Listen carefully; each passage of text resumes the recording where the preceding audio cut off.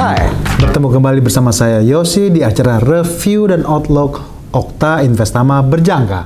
Seperti biasa, sebelum kita masuk ke dalam materi, kita akan menginformasikan terlebih dahulu mengenai apa saja tentang Okta Investama Berjangka.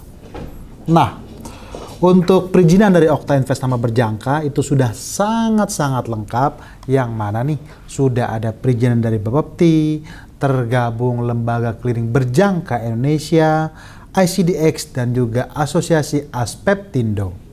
Nah, untuk penghargaan Okta Investama Berjangka itu juga sudah memenangkan The Most Transparent Broker dan juga The Most Excellent Broker. Nah, kelebihan trading di platformnya MT5 Okta Investama Berjangka. Yang pertama itu adalah low spread, di mana future ini paling banyak dicari oleh para rekan-rekan trader sekalian karena akan lebih cepat memudahkan mendapatkan peluang profit di market. Yang kedua itu adalah low commission, jadi charge commission dari platformnya MT5 Okta Investama Berjangka itu betul-betul sangat minim.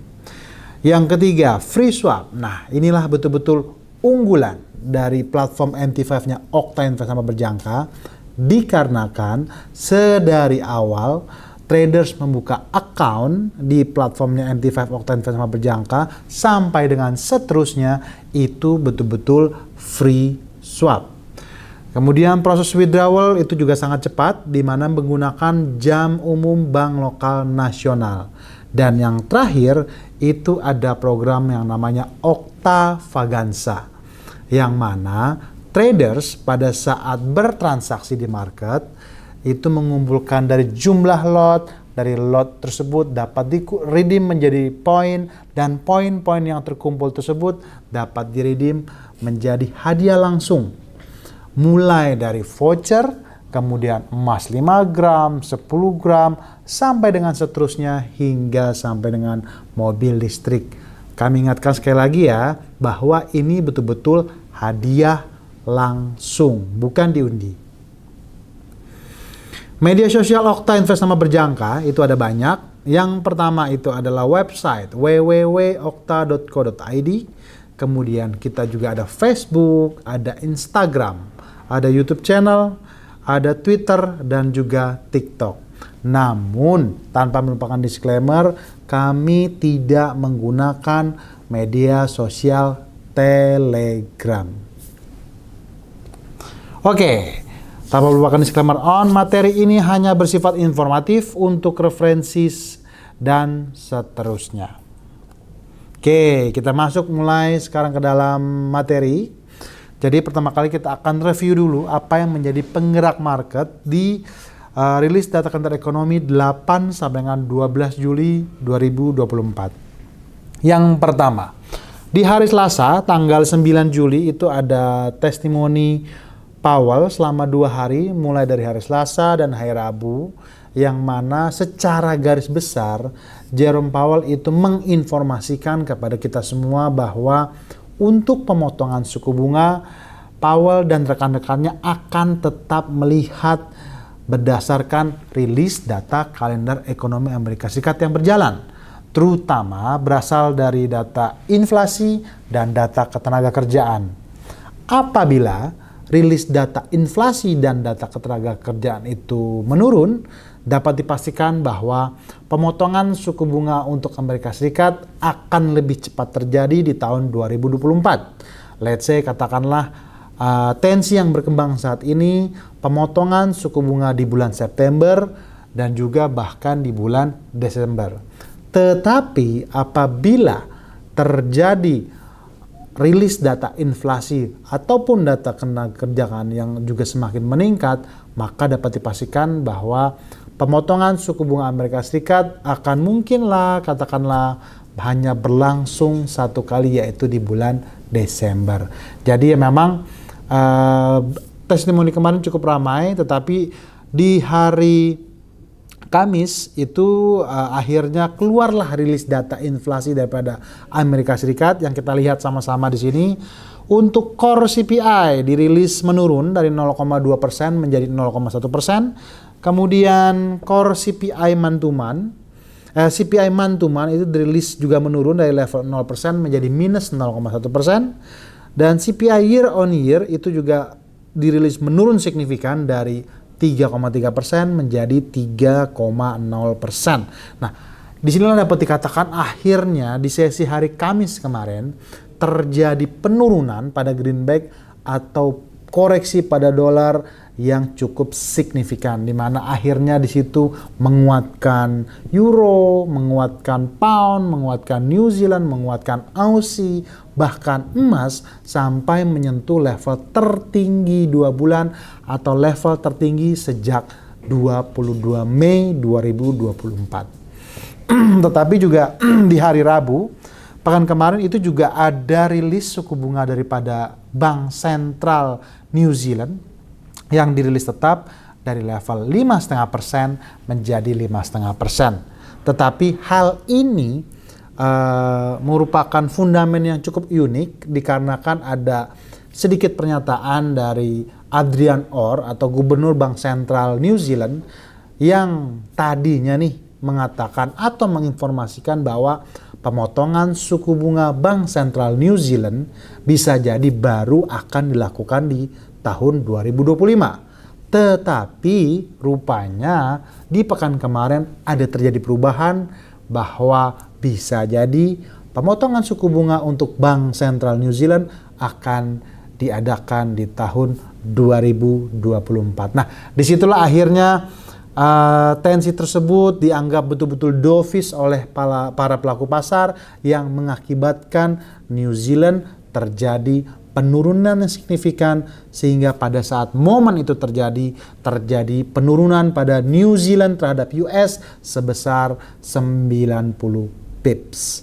Nah, kemudian di sesi kemarin itu juga terlepas daripada data inflasi Amerika Serikat, itu juga ada data PPI daripada Amerika Serikat yang mengalami pergerakan rebound, justru kebalikannya dari inflasi Amerika Serikat yang dirilis dari level 0,3% menjadi 0,4%. PPI month to month itu juga dirilis dari level 0% menjadi 0,2%, sedangkan prelim IOM Consumer Sentiment itu dirilis sedikit menurun dari 68,2 menjadi 68,0. Jadi secara keseluruhan selama sepekan kemarin greenback itu dapat dikatakan akhirnya terjadi pergerakan menurun dikarenakan tensi atau pertanggungjawaban pernyataan dari Jerome Powell di hadapan Kongres ataupun Senat itu juga dianggap dovish. Kemudian CPI atau data inflasi juga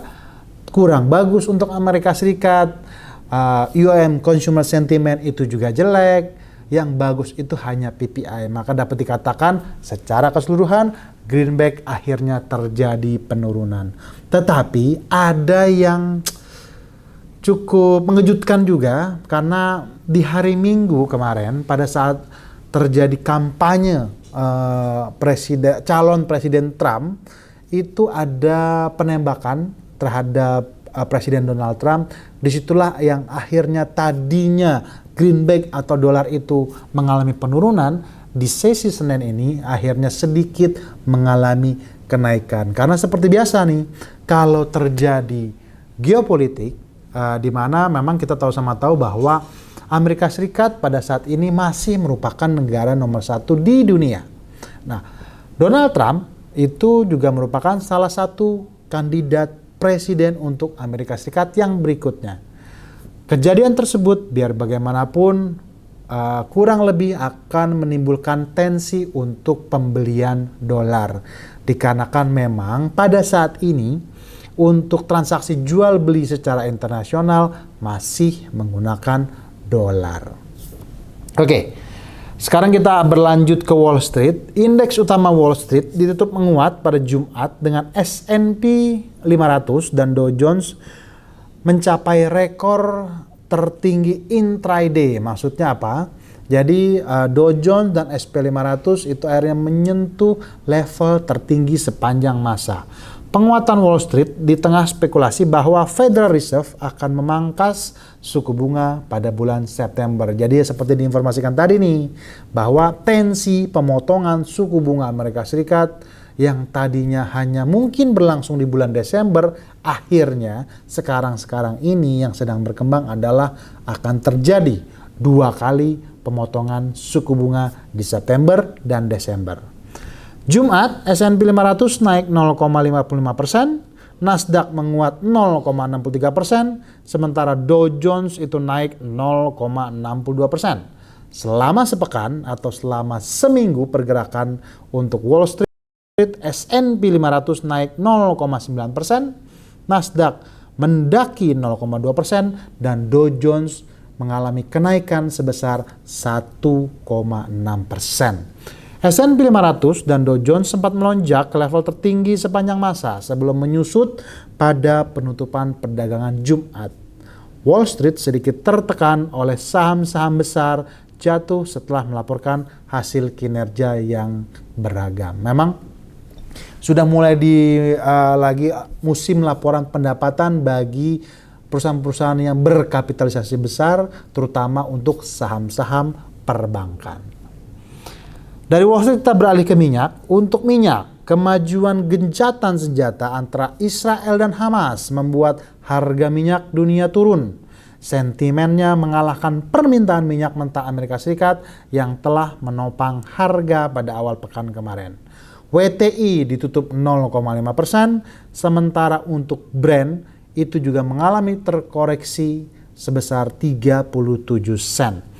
Konflik regional di Timur Tengah pada sumber sepertiga minyak dunia itu telah mendorong harga minyak mendekati $87 pada awal tahun ini. Jadi memang tensi yang berkembang untuk pergerakan harga minyak saat ini adalah Israel versus Hamas itu terjadi gencatan senjata, bahkan sampai di hari Jumat kemarin Joe Biden, Presiden Amerika Serikat, itu sampai mengumumkan lewat telewicara presiden maupun lewat media sosial bahwa untuk gencatan senjata antara Israel versus Hamas itu semakin mengalami kemajuan. Dan kita tahu bahwa di daerah Timur Tengah itu merupakan sumber sepertiga cadangan minyak dunia.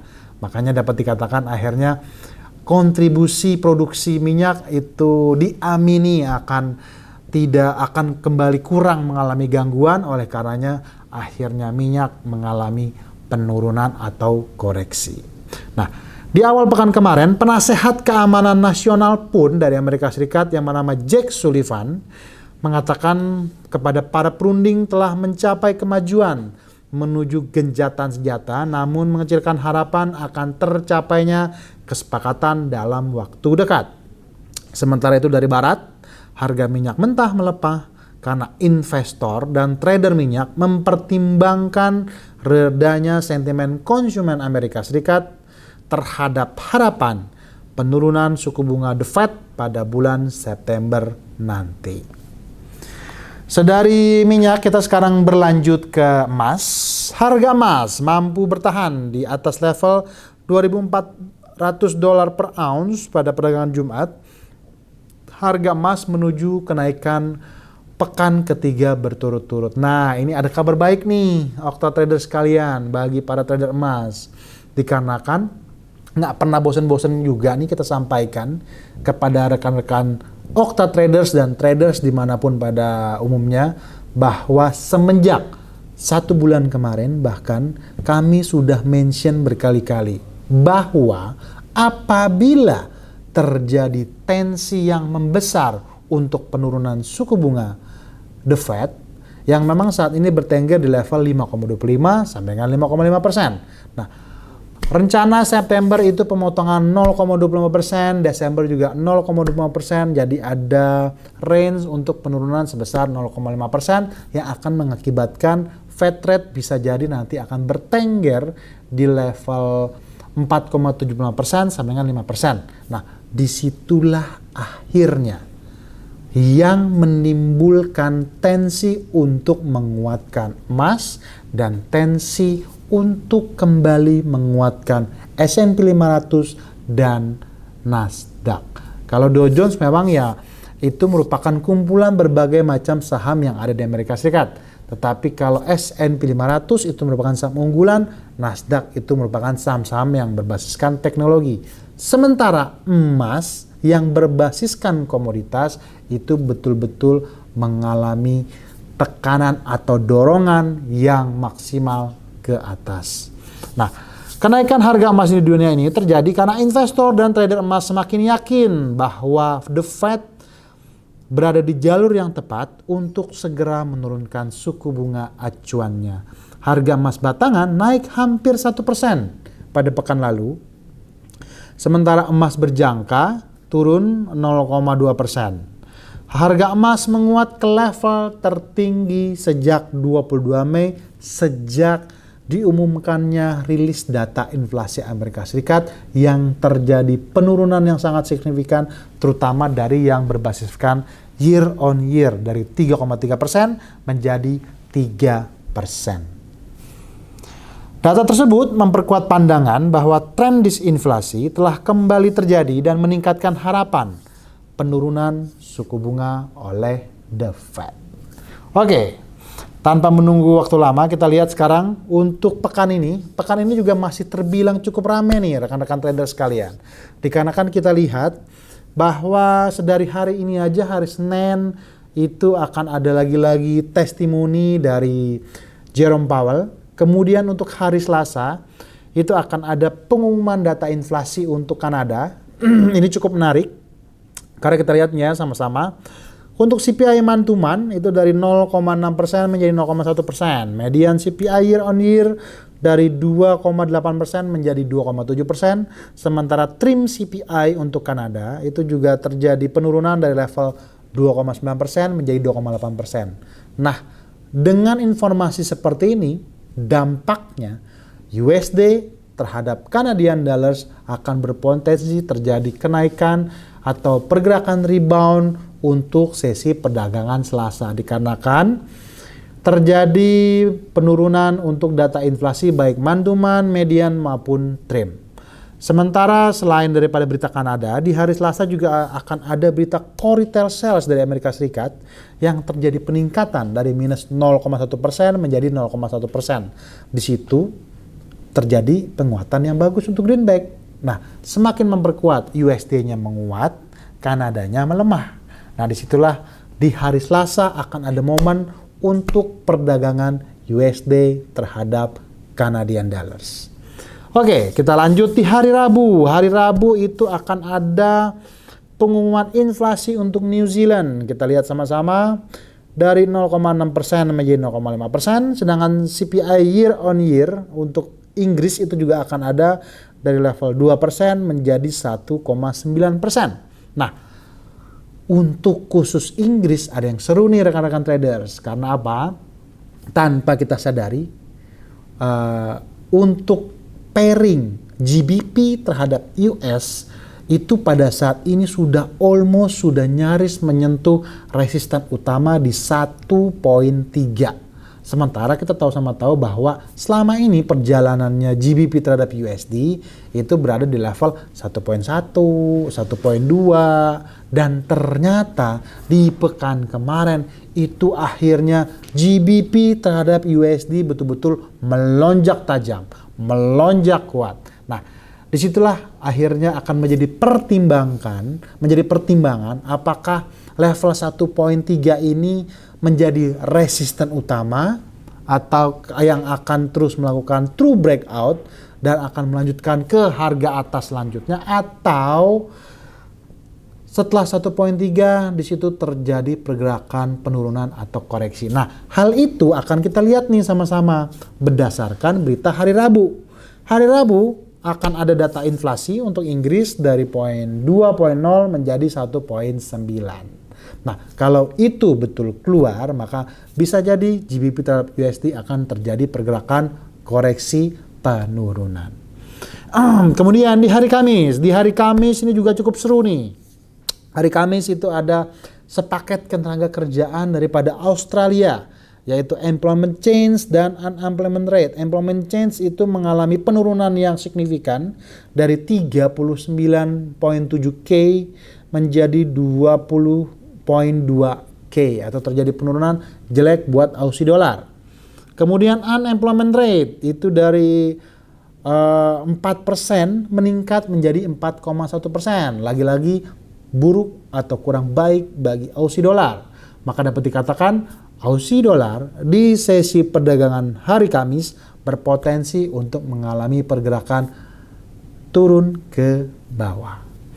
Oke, kemudian kita berlanjut di sesi Eropa hari Kamis, itu nanti juga akan ada claimant count change daripada Inggris yang mengalami penurunan dari level 50,4 menjadi 23,4. Tetapi secara keseluruhan untuk prima donanya pekan ini, berita itu akan ada di hari Kamis sesi Eropa, yaitu pengumuman suku bunga daripada ECB atau Bank Sentral Uni Eropa. Karena kita tahu bahwa di kawasan Uni Eropa pertama kali itu adalah Swiss. Swiss sudah memotong suku bunganya sebanyak 2 kali.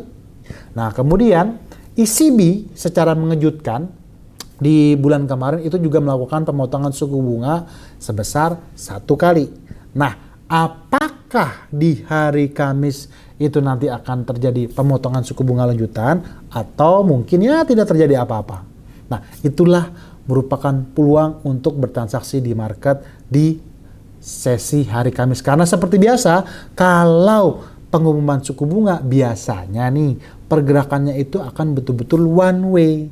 Entah itu naik betul ke atas atau turun betul ke bawah.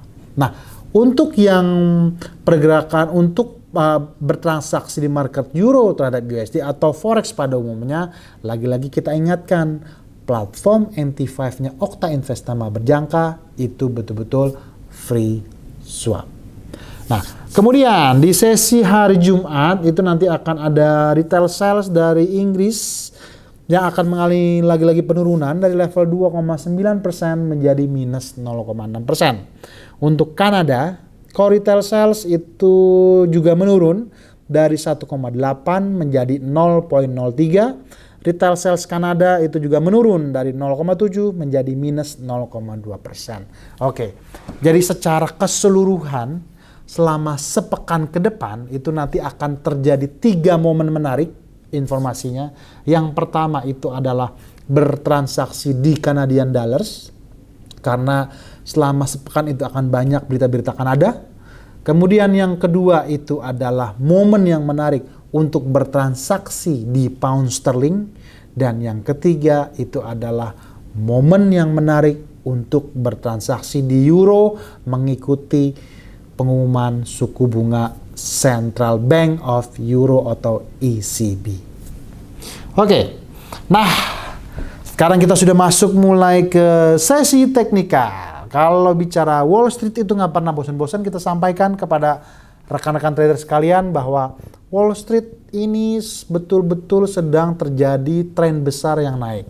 Tetapi jangan pernah melupakan bahwa biar bagaimanapun akan tetap ada koreksi-koreksi yang bersifat minor. Entah itu berdasarkan time frame H1, H4 maupun time frame D1. Nah, untuk Nasdaq kita lihat sama-sama ini sedang tertahan di area 50% Fibonacci. Untuk area selanjutnya kita lihat. Nah, Nasdaq, oke. Jadi untuk area lanjutan itu akan berada di level 20258, kemudian 20087, kemudian 19945, 19811. Angka 19811 merupakan area support utama psikologis untuk melakukan posisi buy, yang apabila terjadi true breakout pada 19811 akan memberikan lagi peluang untuk melakukan buy kepada rekan-rekan trader sekalian di angka 19534, 19363 hingga 19225. Tetapi ingat ya, secara keseluruhan Nasdaq ataupun S&P 500 sebetulnya masih trennya naik. Jadi area-area support itu penting kita ketahui untuk melakukan buy limit yang betul-betul optimal atau dapat harga buy yang betul-betul di bawah. Oke, sekarang kita lanjut ke S&P 500. S&P 500 itu juga sementara ini tertahan di level 50%. Kita lihat ya, sama seperti Nasdaq. Nah, support itu berada di 5664, 5654, kemudian 5641, 5631 sampai dengan 5621. Itu merupakan angka-angka level buy yang optimal, tetapi akan dikatakan harus ekstra waspada andai kata tembus 5621 karena akan penurunan lanjutan akan mengarah ke 5601, 5588 hingga 5578. Nah, itu merupakan area-area support yang optimal untuk melakukan posisi buy atau target terjadinya koreksi ke bawah. Oke, sekarang kita berlanjut ke bocoran lanjutan. Jadi tadi ya Wall Street, kita ngambil samplingnya itu adalah Nasdaq dan S&P 500. Oke, yen. Yen juga cukup menarik karena juga sudah disampaikan di podcast pada pekan lalu bahwa tren besar untuk USD terhadap yen memang naik. Tetapi tetap waspada nih sama pergerakan koreksi-koreksi time frame yang lebih kecil, H1, H4, even itu daily, itu secara teknikal. Tetapi kalau secara fundamental tetap diwaspadai sama pergerakan yang mendadak untuk intervensi dari pemerintah Jepang. Nah, pada saat momen Kamis di pekan kemarin, bisa jadi ini dipergunakan oleh pemerintah Jepang pada saat greenback itu betul-betul melemah. Di situ pada saat hari Kamis, USD terhadap yen itu terjadi pergerakan koreksi atau penurunan yang sangat-sangat signifikan. Penurunan yang almost mendekati 500 pip, tepatnya itu di level 400 pip sekian lah. Nah, disitulah dapat dikatakan inilah yang dimaksud dengan tetap waspada sama pergerakan koreksi, baik secara teknikal maupun fundamental. Walaupun USD terhadap yen, biar bagaimanapun saat ini masih dalam keadaan kondisi tren ke atas. Akan dikatakan betul-betul menurun USD terhadap yen jikalau Amerika Serikat secara perlahan tapi pasti mulai menurunkan suku bunganya dan Jepang secara perlahan tapi pasti mulai menaikkan suku bunganya. Ya, jadi tetap diperhatikan ya. Nah, sekarang kita lihat nih sama-sama. Untuk USD yen saat ini tertahan betul itu di support kuat 61.8% di angka 157.36. Area support berikutnya itu berada di level 156.28, 155.39 dan 154.54 merupakan support kunci utama. Yang apabila true breakout akan mengindikasikan support berikutnya berada di level 152.79, 151.71 hingga 150.84. Oke, sementara untuk sampel berikutnya kita ngambil itu untuk pound sterling, dikarenakan pound sterling itu banyak datanya. Seperti yang tadi kita sampaikan tadi bahwa pound sterling tanpa kita sadari itu sudah mau menyentuh level ambang batas 1.3 yang merupakan resisten utama daripada GBP terhadap USD. Nah, target untuk atas itu berada di 1.300, 1.3017, 1.3080 dan 1.314. Jadi kalau untuk 1.3080 dapat diartikan bahwa karena ada trend channel atas di sini, itu dapat diartikan bahwa itulah merupakan resisten terkuatnya GBP terhadap USD atau target utamanya kenaikan GBP terhadap USD. Tetapi apabila berhasil tembus 1.3080 maka dapat diartikan GBP terhadap USD akan kembali melakukan penguatan menuju ke level. Nah, jadi memang ya kalau bicara emas itu nggak bosan-bosannya karena memang banyak pertanyaan-pertanyaan seputar emas yang disampaikan dari teman-teman kami untuk disampaikan lagi ke bagian riset. Yang banyak menanya, Pak, nih emas ini naik terus, jadi memang naiknya ini sampai kemana? Seandainya terjadi koreksi, itu pun juga sampai ke mana? Nah inilah kuncinya, inilah jawabannya. Memang kalau bicara emas itu saat ini biar bagaimanapun yang kita harus tahu dulu nih, penggerak emas sesungguhnya itu apa sih? Ada dua macam saat ini. Yang pertama itu geopolitik, yang kedua itu adalah suku bunga daripada Amerika Serikat. Nah, untuk geopolitik memang Israel versus Hamas telah selesai, nyaris selesai, mau selesai. Tetapi harus diingat bahwa Rusia versus Ukraine itu belum, masih jauh itu.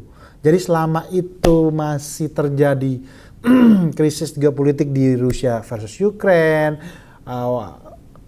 pokoknya geopolitik itu dapat diartikan bahwa emas biar bagaimanapun daya untuk terungkit naik ke atasnya masih cukup kuat. Dan yang kedua itu adalah mengenai masalah suku bunga Amerika Serikat. Nah, kita sama tahu sedari awal nggak bosan-bosan kita sampaikan tensi yang berkembang sekarang itu adalah pemotongan suku bunga Amerika Serikat menjadi 2 kali untuk bulan September dan bulan Desember. Nah, disitulah akhirnya emas itu menguat tajam, terutama kemarin tuh gara-gara Kamis, akhirnya menguatnya itu betul-betul sangat signifikan sampai tembus level 2400. Nah, tetapi pertanyaannya, Pak, ini akan terjadi koreksi nggak sih? Ya pasti terjadi koreksi. Nah, koreksinya atau supportnya itu akan berada di level, kita gedein dulu ya. Level support yang pertama itu di 2406, 2395, 2386, 2377, 2366, 2357 hingga 2348. Angka 2348 merupakan area support utama yang apabila terjadi true breakout akan mengakibatkan penurunan atau koreksi emas lebih lanjut ke 2330, 2319, 2310 hingga 2301. Itulah merupakan bocoran-bocoran atau target koreksi daripada emas apabila ingin melakukan pembelian XAU terhadap USD. Lagi-lagi nih kita kasih informasi bocoran bahwa ingat, platform MT5-nya Okta Investama Berjangka itu betul-betul free swap dari awal membuka account sampai dengan seterusnya. Jadi bisa dimanfaatkan untuk seoptimal mungkin untuk meningkatkan pertumbuhan akun portofolio para trader semua. Oke, kita berlanjut. Sekarang untuk resisten. Untuk resisten emas atau target emas, sementara ini level resisten pertama itu ada berada di level 2413. Kemudian 2425, kemudian 2431, kemudian 2449. 2449 garis miring 2450 itulah merupakan harga tertinggi emas sepanjang masa. Yang apabila level tersebut terlewati atau true breakout, maka akan mengindikasikan harga emas akan meningkat ke level atas lanjutan menuju 2465, 2475, 2486, 2500 dan yang terakhir adalah 2509. Nah, area-area itu harus dipantau karena kalau terjadi penembusan apalagi 2449 garis miring 2450 ya, itu merupakan area resisten psikologis utama. Oke, sekarang materinya sudah habis, bocorannya sudah habis. Jadi nggak pada bosan-bosan kita ingatkan kepada para rekan-rekan Okta traders sekalian dan traders dimanapun kalian berada. Pada saat berada di market atau di pasar, selalu rencanakanlah apa yang ingin Anda transaksikan. Dan transaksilah berdasarkan apa yang sudah Anda rencanakan terhadap market. Bersama Okta Investama Berjangka, bertemu kembali bersama saya Yosi di pekan depan. Bye-bye.